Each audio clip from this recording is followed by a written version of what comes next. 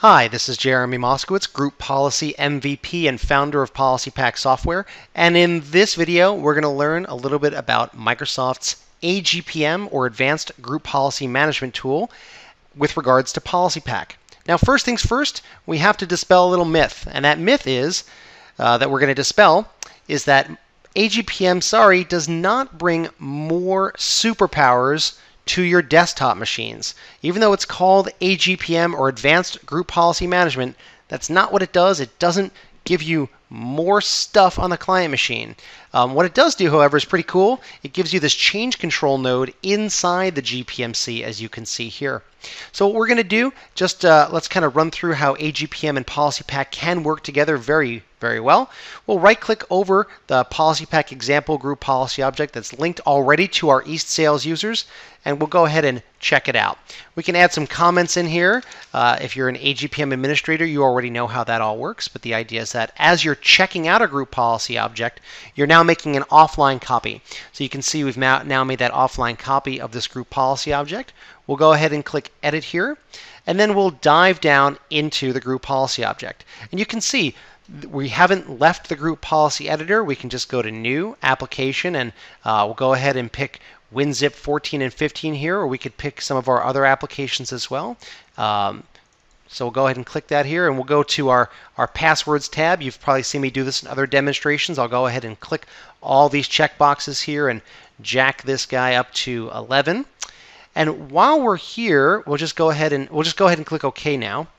And the point of AGPM is that the real group policy object isn't live with this information yet. So that everything I've done so far is in the AGPM archive. If I click Edit upon the real GPO, you'll see that there are no changes yet done on the live GPO. Everything I've done so far is on the offline AGPM copy.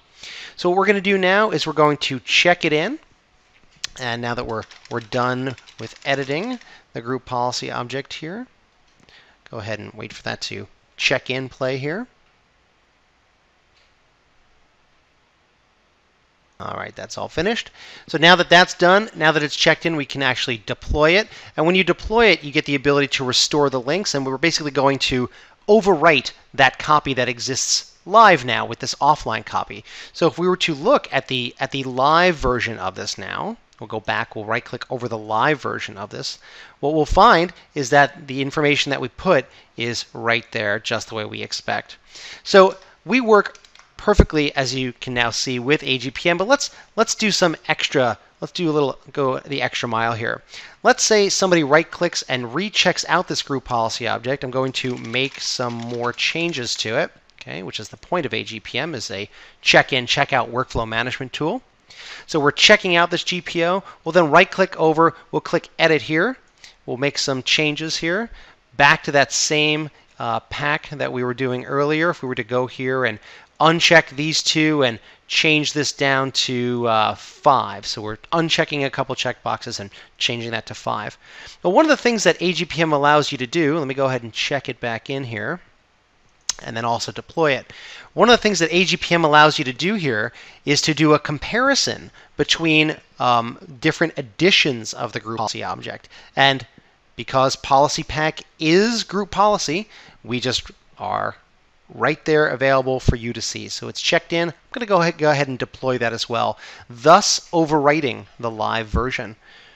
Okay, so that's all done. Just to prove that that's done, I can click on the GPO and look at the settings report. That's one thing that I can do here. And just look at the settings report first. You can see that there's the settings. I've got 5 in there, and I've unchecked some checkboxes. I've got some settings that are set and some that are not set. So that's perfect. I can also again click into it and check it out as well, just to prove that that's really what we set it as. Yep, you can see that that's all delivered just the way we expect. So now let's go ahead and go back to AGPM.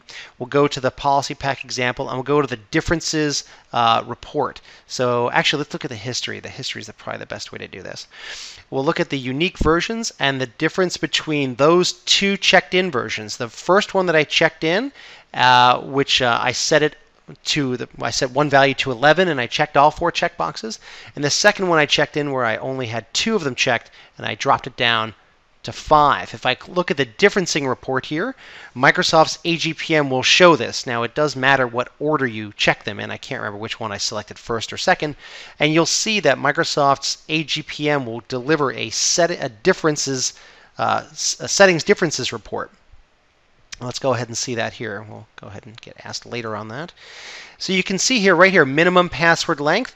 It was set to 11. It's changed to 5. Okay, this guy was enabled and now it's disabled. Okay, and we also do throw some extra registry settings in there that are for our purposes. But you can see here the point is that things that this guy was enabled, now it's disabled. These two were unchanged. That's been changed, and this has also been changed. So the settings report that you get from AGPM is awesome. And let's go the extra mile here. Let's do one last thing. Remember, in the live group policy object here, in the live group policy object, we see that we've got the minimum password length is set to 5.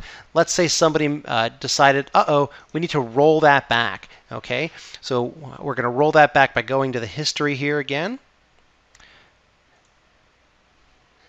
All right, and we'll find that checked in version, and we will deploy, not the latest one, the one that had it set to 11. So we'll go ahead and redeploy that, thus rolling back the group policy object. And now if we check the live version of it now, if I refresh this settings report here,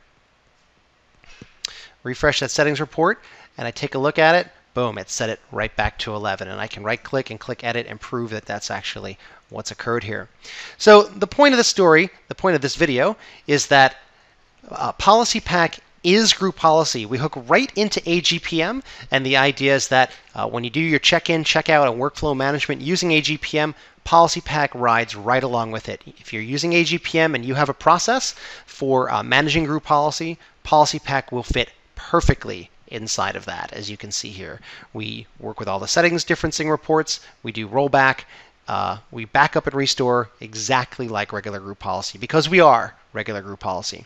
So thank you very much for watching this video. I hope you watch some more, and feel free to get in touch when you're ready to try out PolicyPak yourself. Thanks so much. Bye-bye.